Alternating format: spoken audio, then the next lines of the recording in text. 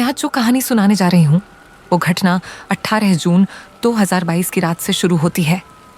उस दिन मुंबई में लगातार बारिश हो रही थी। मौसम भारी था और हवा में नमी के साथ एक अजीब सी बेचैनी थी। 4 दोस्त राजवंश, आदित्य, निहाल और प्राची एक लंबे अरसे से प्लान बना रहे थे कि कहीं बाहर घूमने चले। एग्जाम्स खत्म हो चुके थे, सबका मन ऊब चुका था और इस बार उन्होंने सोचा कि कोई ऐसी जगह चुनी जाए जहां सुकून भी हो और कुछ नया अनुभव भी। राज ने सबसे पहले महाबलेश्वर का नाम लिया, एक हिल स्टेशन जो मॉनसून में किसी जादुई सपने जैसा लगता है। आदित्य ने तुरंत हामी भर दी। भाई, बारिश में महाबलेश्वर जाने का मजा ही कुछ और है। भीड़ नहीं होगी, रास्ते खाली होंगे और एलिफेंट पॉइंट से सुबह सुबह सनराइज देखने का मजा ही कुछ और होता है। निहाल और प्राची ने भी हामी भर दी।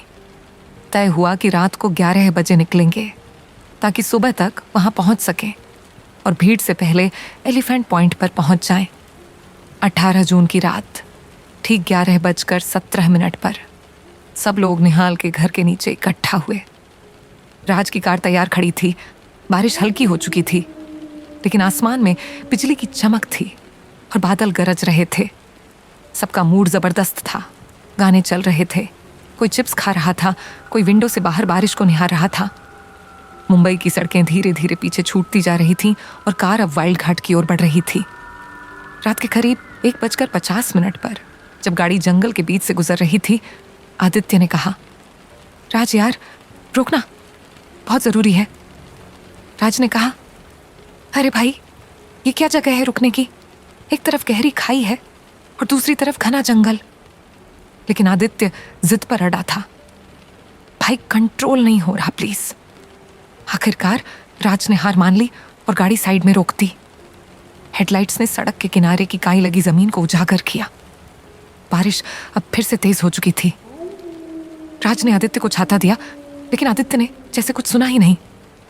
वो सीधा बाहर निकला और टॉर्च लेकर जंगल की तरफ चला गया।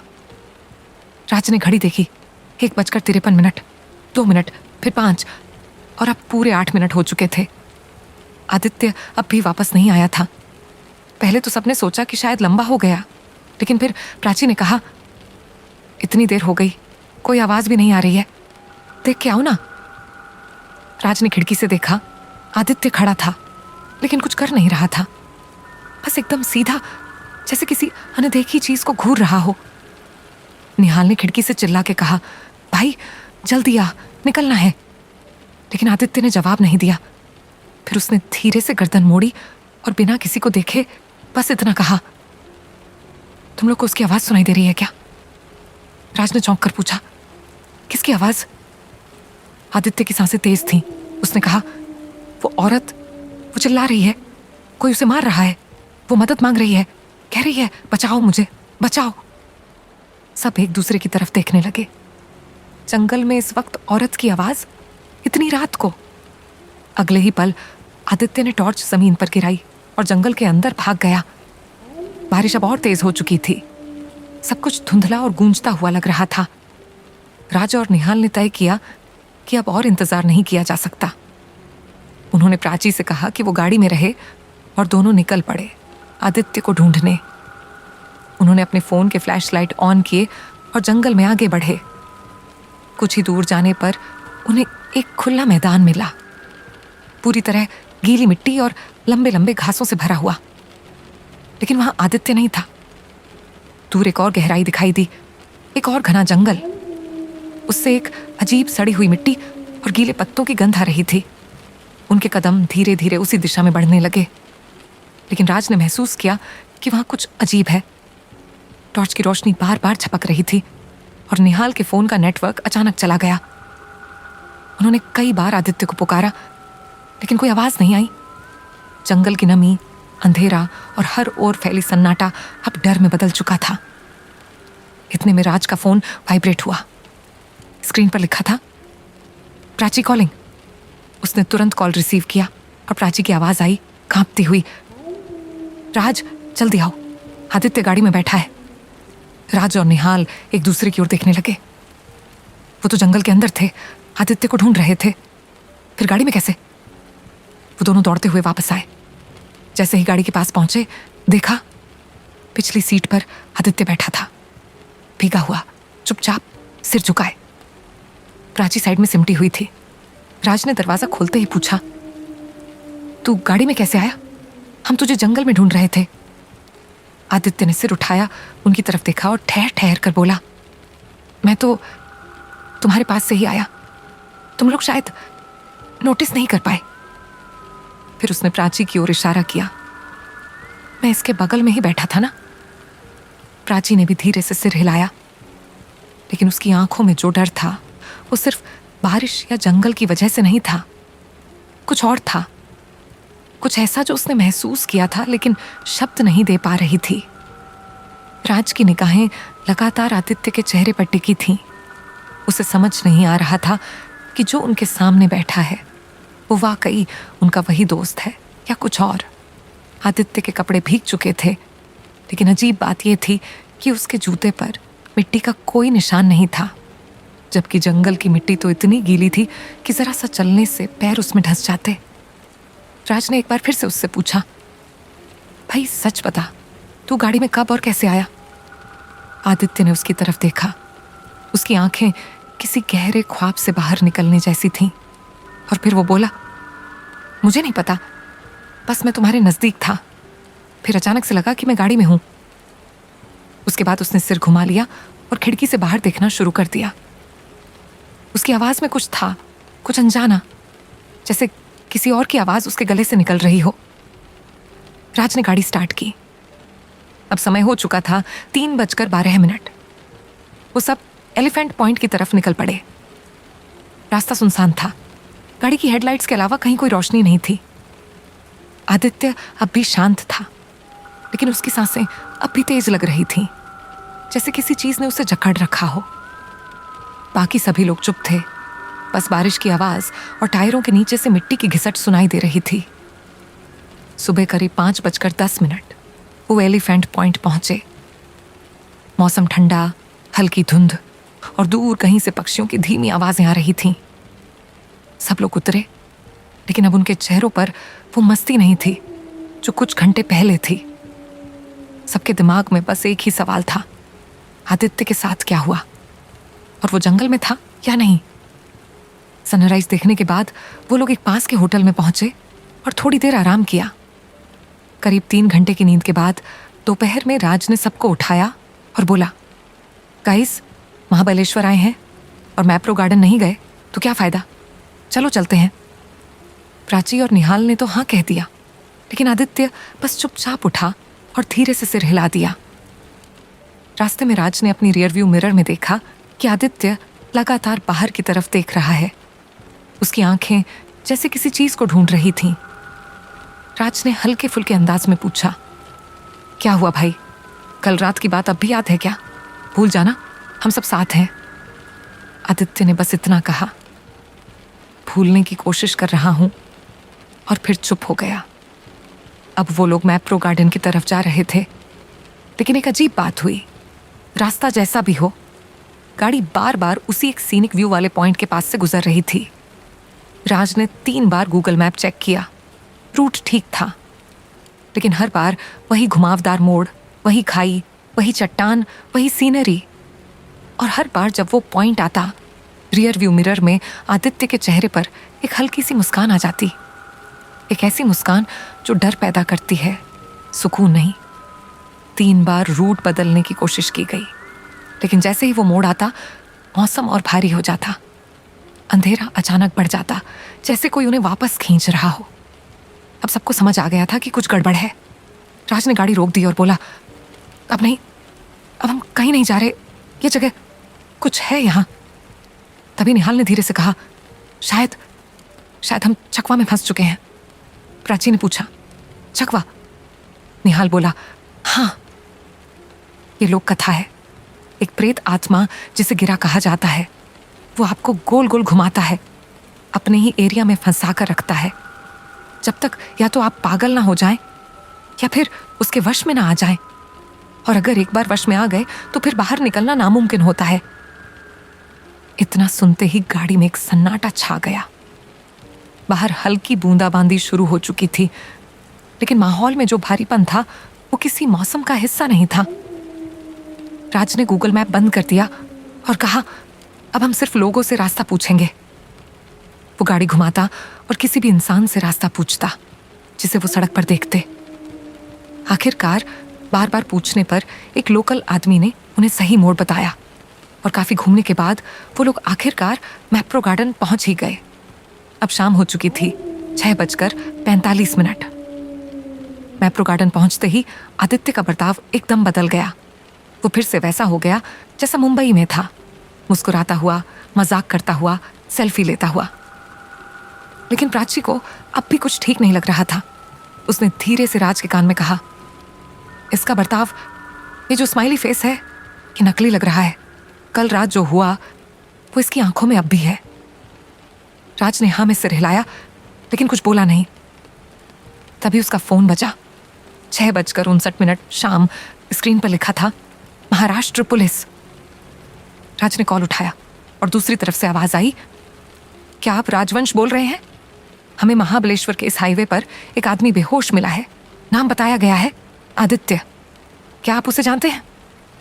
राज के हाथ से फोन लगभग गिर गया। उसने कांपती हुई आवाज में पूछा, आप क्या कह रहे हैं? पुलिस वाला बोला, उसके पास एक मोबाइल मिला है जिसमें आपकी कॉल लिस्ट में नंबर था। वो अभी होश में नहीं है, लोकेशन भेज रहे हैं, कृपया तुरंत आए। राज ने आदित्य की तरफ देखा जो अभी भी कुछ खरीद रहा था। उसने निहाल और प्राची को बुलाया। देखो जरा, आदित्य कहाँ गया? निहाल बोला, अरे यहीं था, शायद वॉशरूम गया है। राज चिल्लाया, नहीं, अभी नहीं, आप ढूंढो उसे। लेकिन आदित्य अब कहीं नहीं था। राज की सांसें तेज हो रही थीं।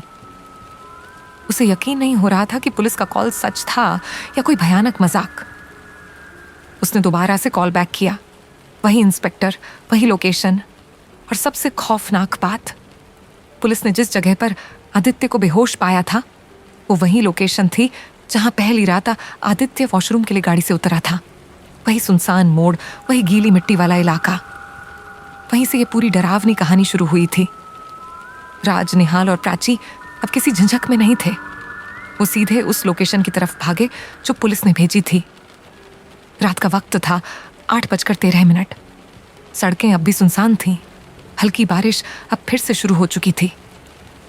उनके चेहरे पर डर साफ झलक रहा था, लेकिन साथ ही एक बेचैनी भी थी। अगर वो जिसे उन्होंने मैप्रो गार्डन में देखा वह आदित्य नहीं था, तो फिर वह था कौन? जब वो उस जगह पहुंचे, वहां पहले से एक एम्बुलेंस खड़ी थी और पुलिस की गाड़ी का रेड लाइट दूर से चमक रहा था। उन्होंने जैसे ही गाड़ी से उतरने के लिए दरवाजा खोला, ठंडी हवा के एक झोंके ने उनके शरीर को भीतर तक सिहरन से भर दिया। वहां खड़े एक कांस्टेबल ने उन्हें देखा और पूछा, आप लोग आदित्य के फ्रेंड्स हो? राज ने कांपती आवाज में कहा, हाँ, हम ही हैं। वैन की ओर इशारा करते हुए उसने कहा, उधर बैठा है, अभी भी होश में नहीं आया है, डॉक्टर देख रहे हैं। राज, निहाल और प्राची उस वैन की ओर दौड़ पड़े। जब दरवाजा खोला तो उन्होंने देखा आदित्य एक स्ट्रेचर पर लेटा हुआ था। आंखें बंद थीं, उसके कपड़े गीले और मिट्टी से सने हुए थे और उसके चेहरे पर वही शिकन, वही डर, वही पसीने की बूंदें जो उस रात जंगल में गया था। राज की सांस रुक सी गई। उसने धीरे से आदित्य का नाम पुकारा, आदित्य, भाई कुछ बोलना। धीरे धीरे उसकी पलकें हिली, फिर उसने धीरे से अपनी आंखें खोली और उसने जो सबसे पहला शब्द कहा वो था, वो फिर से आई थी। डॉक्टरों ने राज को शांत रहने को कहा, लेकिन आदित्य अब बोलना चाहता था। उसका गला सूखा हुआ था, लेकिन उसमें एक डर की परछाई थी। उसने कहा, राज, उस रात जब मैं झाड़ियों में गया था ना, तभी मुझे उसकी आवाज सुनाई दी, एक औरत की जो चीख रही थी, मदद, मदद। ऐसा लग रहा था जैसे उसे कोई मार रहा हो। मैंने सोचा किसी की जान बचा सकता हूं। मैं उसके पास गया, लेकिन जैसे ही मैं उसके करीब पहुंचा, वो औरत अचानक गायब हो गई और पीछे से किसी ने मेरा हाथ पकड़ा। बहुत ठंडा, बर्फ जैसा स्पर्श था। मैं पलटा तो वही औरत मेरे सामने थी, लेकिन उसका चेहरा उसका चेहरा इंसानों जैसा नहीं था, जैसे किसी जानवर का मुखड़ा इंसान के शरीर पर, और उसकी आंखें बिल्कुल काली, जैसे पूरा अंधकार उसके भीतर हो। उसकी आवाज कांपने लगी थी। उसने मुझे पकड़ लिया और मैं चिल्लाता रहा, लेकिन मेरी आवाज किसी को सुनाई ही नहीं दी। और फिर मुझे कुछ याद नहीं। डॉक्टरों ने उसे और बोलने से रोका और राज को बाहर ले गए। अब सब कुछ बहुत ज्यादा उलझ गया था। अगर असली आदित्य यहाँ है तो मैप्रो गार्डन में उनके साथ कौन था? राज ने तुरंत निहाल और प्राची को कॉल किया, जो वैन के पास ही थे। तुम्हें याद है जब वंश ने भी एक औरत की रोने की आवाज सुनी थी, जब हम वापस लौट रहे थे? हो सकता है कि ये वही गिरा हो, वही जो छकवा कर रही थी हमारे साथ। अब सारी कड़ियां जुड़ रही थीं। वही जगह, वही रास्ता, वही गोल गोल घूमना, और वही औरत की चीखें। राज ने अब फैसला किया, उन्हें वापस होटल जाना होगा, आदित्य को अस्पताल में डॉक्टरों के साथ छोड़कर। लेकिन अंदर ही अंदर एक डर उन्हें खाए जा रहा था। अगर वो चीज अभी भी उनके साथ है तो? रात के 10:49 पर जब वो होटल पहुंचे, सब शांत लग रहा था। रिसेप्शन पर जो आदमी था उसने पूछा, तीनों लोग ही आए हैं क्या?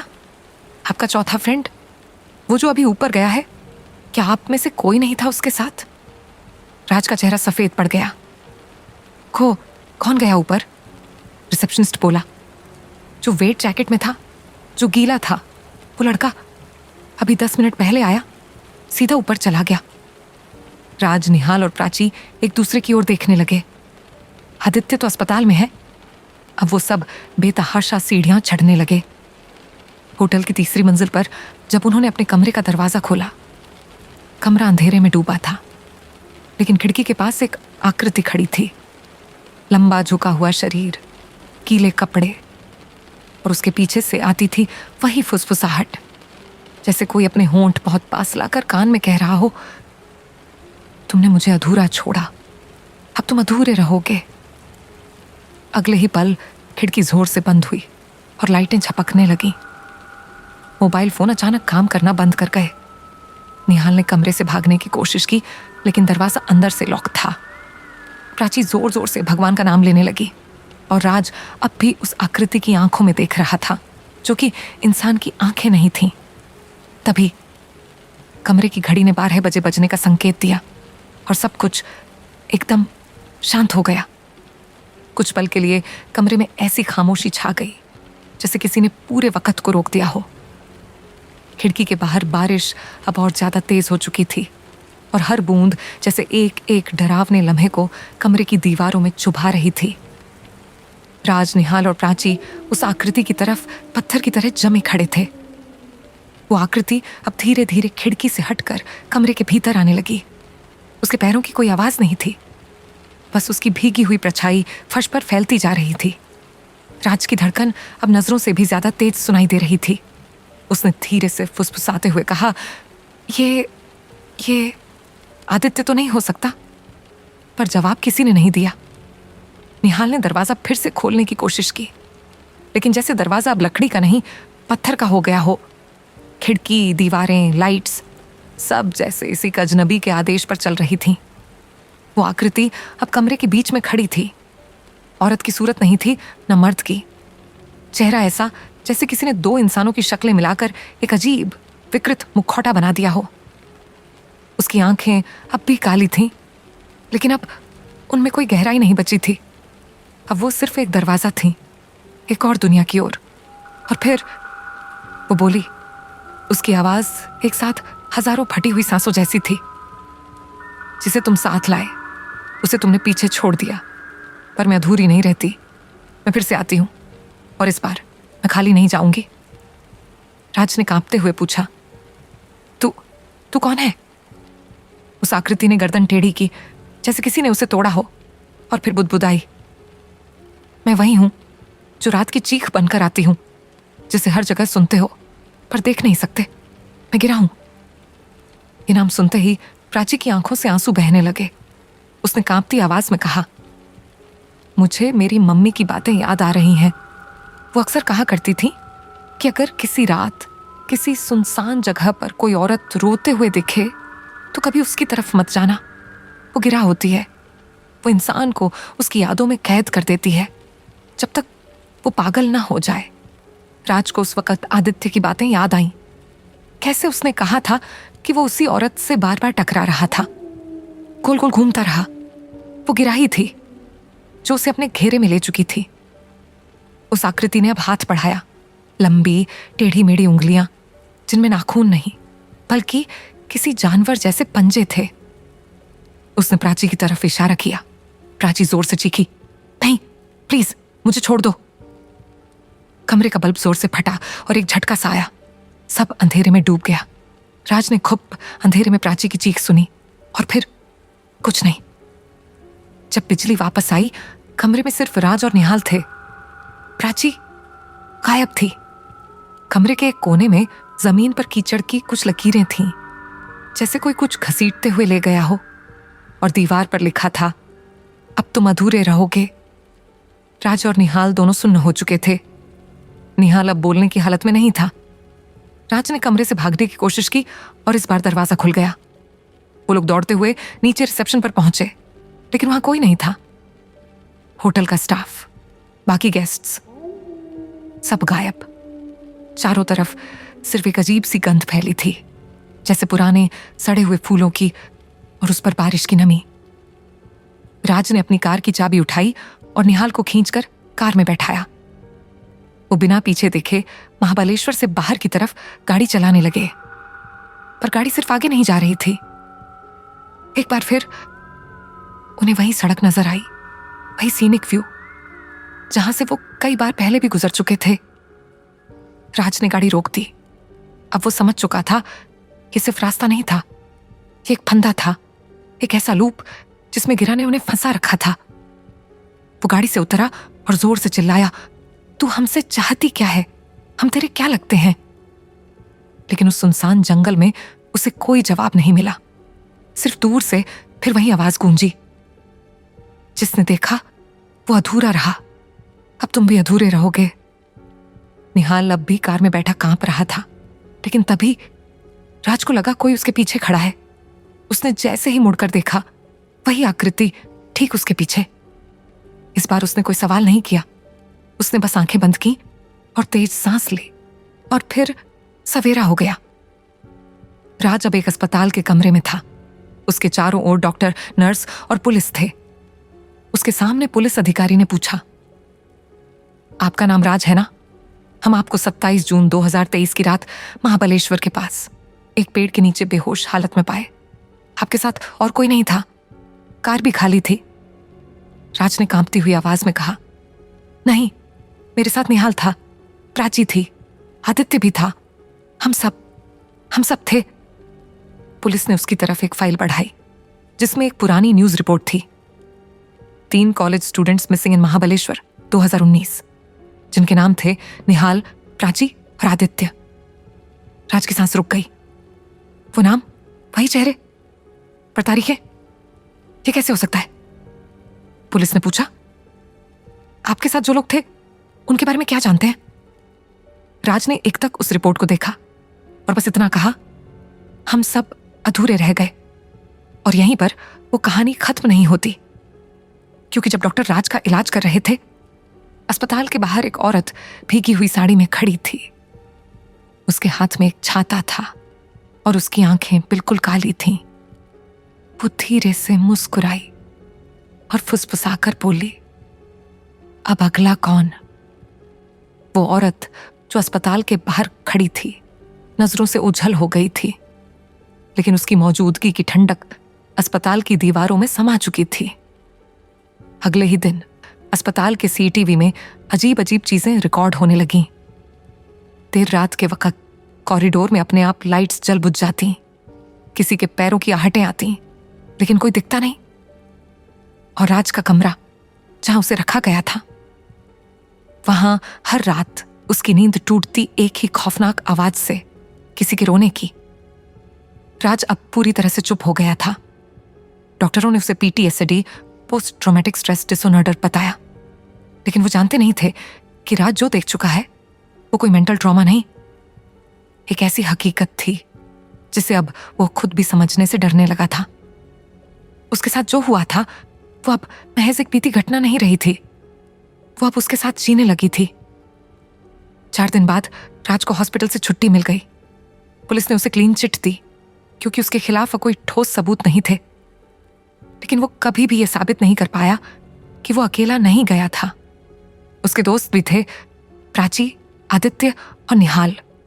उनकी कोई रिकॉर्डिंग, फोटो, मोबाइल सिग्नल, कुछ भी ऐसा नहीं मिला जो ये दिखा सके कि वो लोग कभी महाबलेश्वर पहुंचे भी थे। गाड़ी से भी सिर्फ राज के फिंगरप्रिंट्स मिले। राज अपने घर लौट आया, लेकिन उसका घर अब वो जगह नहीं रही थी जिसे वो पहचानता था। रात को दरवाजे अपने आप खुलने लगते, बाथरूम में किसी के बाल मिलते, और सबसे डरावनी बात, उसकी कॉल रिकॉर्डिंग में कभी कभी कोई दूसरी आवाज सुनाई देती थी।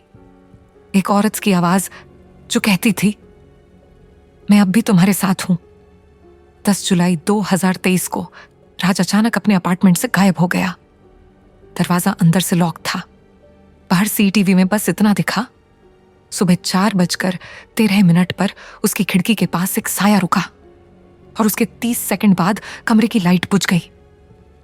राज की गुमशुदगी के बाद पुलिस ने उस कमरे की तलाशी ली। सब कुछ सही था सिवाय एक चीज के, दीवार पर खून से लिखा एक वाक्य, मैंने तुम्हें कहा था मैं खाली नहीं जाती। इस घटना ने पूरे इलाके में डर फैला दिया। मीडिया ने इसे द महाबलेश्वर इंसिडेंट नाम दिया। लेकिन जैसे जैसे दिन बीतते गए लोग इसे भूलने लगे, क्योंकि सबूत नहीं था। और इंसान की फितरत है, जो समझ नहीं आता उसे या तो भूल जाते हैं या मजाक समझ लेते हैं। लेकिन कहानी यहीं खत्म नहीं होती।